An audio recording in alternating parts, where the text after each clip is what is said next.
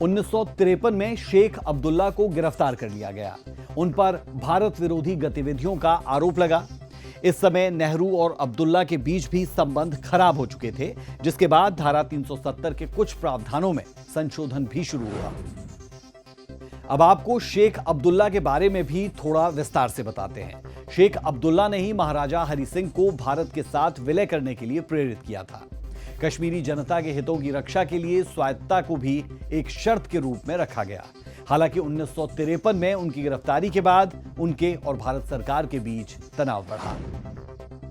और चलिए अब आपको धारा 370 के प्रावधान के बारे में बताते हैं। इस धारा के अंदर जम्मू कश्मीर को क्या कुछ अधिकार थे वो समझाते हैं।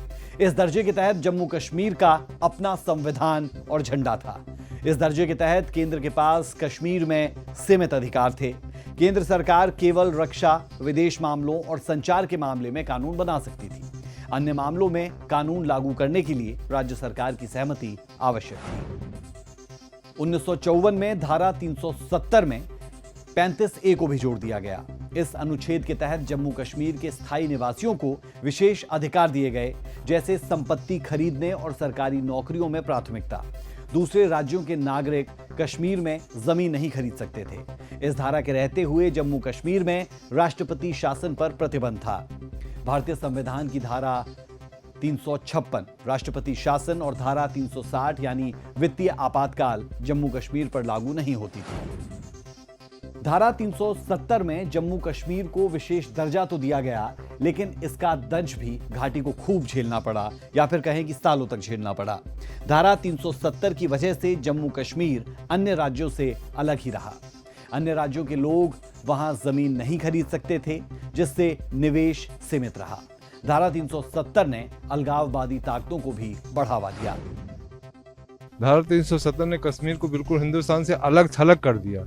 वहाँ का प्रोग्रेस रोक दी, वहाँ के सब कुछ रोक दिया। वहाँ अलगाववाद इतना पनप गया, इतना हिंसा पनप गई, इतना चरमपंथी वहाँ पर पनप गए कि उसने वहाँ की पूरी विकास ही रोक दिया।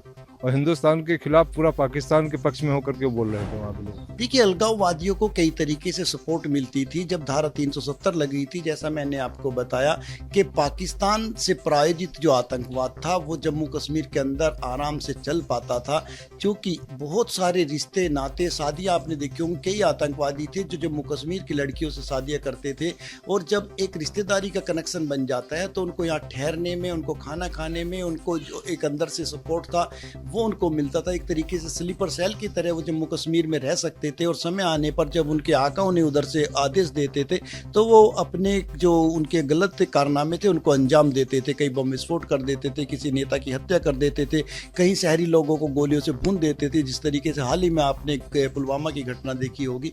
तो ऐसी कई चीज़ें थी, इसलिए कहीं ना कहीं धारा 370 और 35 से हटने के बाद अलगाववादियों की भी कमर टूटी है, उनके ऊपर भी शिकंजा कसा गया है।